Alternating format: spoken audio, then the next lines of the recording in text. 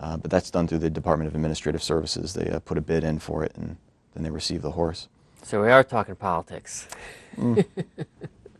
Creeps its way into everything, doesn't it?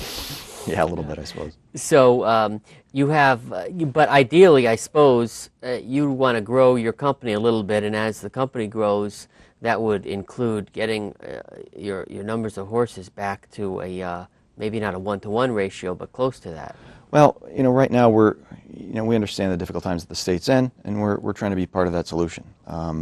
The state of Connecticut obviously doesn't pay for our uniforms, doesn't pay us as volunteers, and they don't buy the horses. The horses are all donated to us to begin with. The horses usually are unwanted, and they find a good home in the service of the state of Connecticut with us as an alternative, in many cases, to being euthanized. The horses that we have right now receive funding through the state for their vet care, farrier services, and feed. And that's it. So why don't we run, if we can run photo number 11, because it just would show one of the horses. I know people know what a horse looks like, but it also, to give it context, I guess that's also in Avon, and Right. gives it a beautiful, beautiful creatures. But tell us again we got a lot of bang for our buck from you then. Sure. With my company, there's 30,000 volunteer hours logged every year. We do not only the search and rescue training that we're doing right now, we have a great program that we've just gotten involved with, Operation Military Kids. Twice a year, we have the children of deployed soldiers up to our facilities, and they get to interact with the horses, have a nice cookout, and that's done through the National Guard. And it's actually started a sort of a jump-off program that we're doing, which is going to be for 5 months, and we haven't come up with a snappy title for it. Maybe you can help us come up with a snappy title for it. But what we want to do is work with the children of deployed soldiers from Connecticut, and have them work as teams around some of our horses, teach them horsemanship, working with the horse, bonding with the animal, which is really critical, and providing upon the parents' return from service abroad a great reunification point. Absolutely. Yeah, that's beautiful. I'm glad that you're doing that and exploring that, and the more you can do it, the more kids will be well served. But we've talked about so many different, such a rich history that we have, and it's a shame that more folks don't know about it. Heck, maybe people do know about it, but I didn't know all the nuances and the richness of the First Company Horse Guard.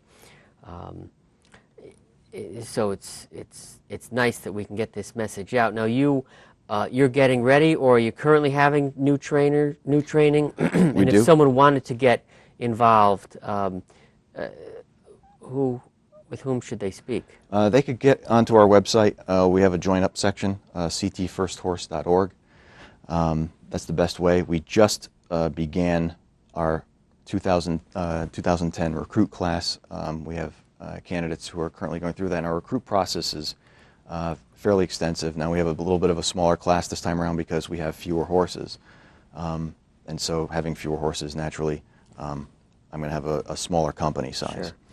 Sure. But yeah, it's 16 weeks of training. They have to show up every Thursday night and Sunday morning into the afternoon for training.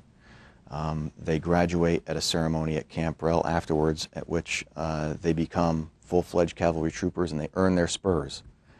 They're actually awarded their spurs, usually by the Assistant Adjutant General. Today? I did wear my spurs. Oh, you did? I Yes, absolutely he does did. have spurs on. We won't do a, maybe we'll do a camera pullback and look at your spurs. But boy, Major, we're just about out of time.